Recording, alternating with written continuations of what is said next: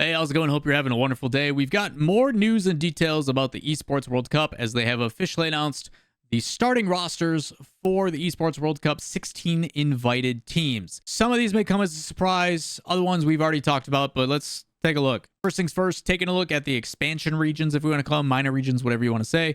Falcons, Twisted Minds, everybody else looking the same. We already knew about the Nowpost situation coming in. Furia and Secret fielding same rosters, same with Gaming Gladiators and everybody else.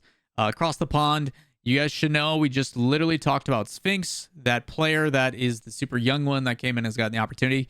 Kevin is also giving us one of the most goated interviews with James Bot, where it's like, how did you come up with your name? And he's like, I'm Kevin. And it was super funny. And then ZPS, Zombie Poop Shark, who has gone literally across the pond to find an opportunity and has made the team obviously somewhat competitive. It's been pretty exciting there. Limitless is back. No more Mobula. We've got the full-blown team that we've always seen from the SSA region.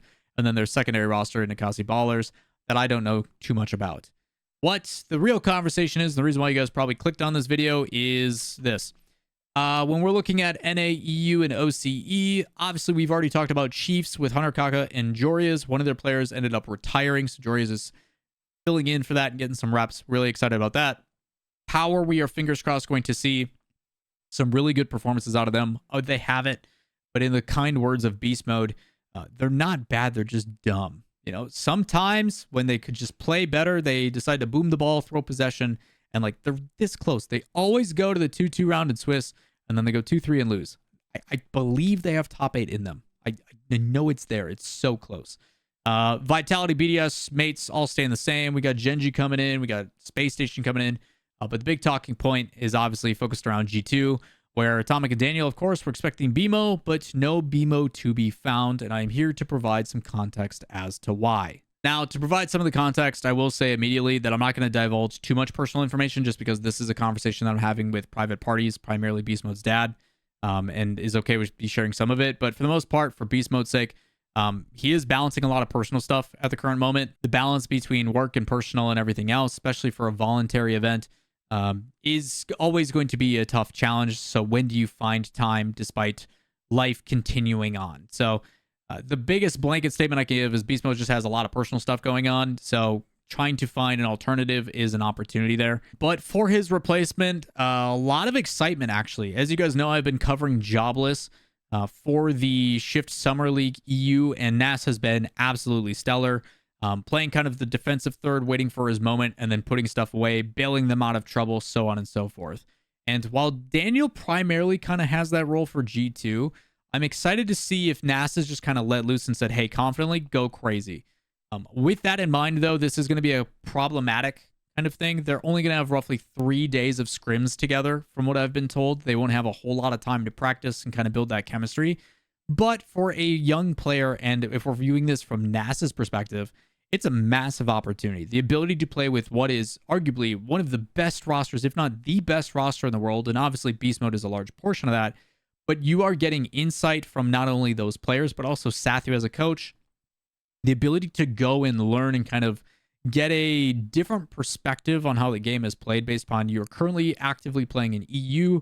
You're now going to play with one of the better teams in NA, if not the best team in NA.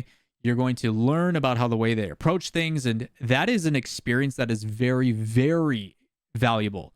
On top of that, you also have the ability to showcase with all of the attention from G2 and G2 fans and the attention that that organization brings, the ability to increase your own stock as an individual. Like, if Nas wasn't already getting a bunch of tryouts this offseason and kind of having his pick of the litter of where he wants to go, this is 1000% going to increase that. His pay for the next season of RLCS if he performs well. All those things, like, we've seen this in the past as well, primarily for Gamers 8 because of the format and the 1v1s. It allowed Raziers, the German, to get heavily paid. CRR was able to get the complexity deal out of his situation.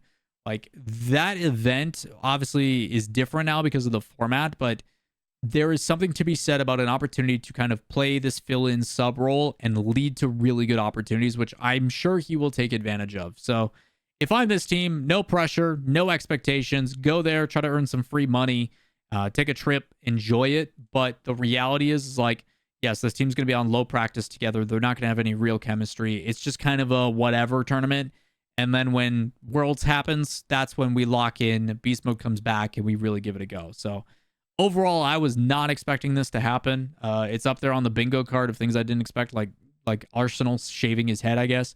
But yeah, pretty crazy stuff. I'm actually like even more invested in wanting to watch this team now, which is kind of weird because we already were gonna get the ability to watch top teams play right before Worlds and kind of see how that played out. But even now, it's just one more weird element of Rocket League that we didn't expect. So pretty crazy stuff. If you guys have any additional questions, comments, concerns, let me know down below. And while you're down there, if you would be so kind, consider subbing, liking, and leaving a comment. It's always appreciated. Love hearing what you guys have to say. But with that said, I'm out of here, and we'll see you in the next one. Peace.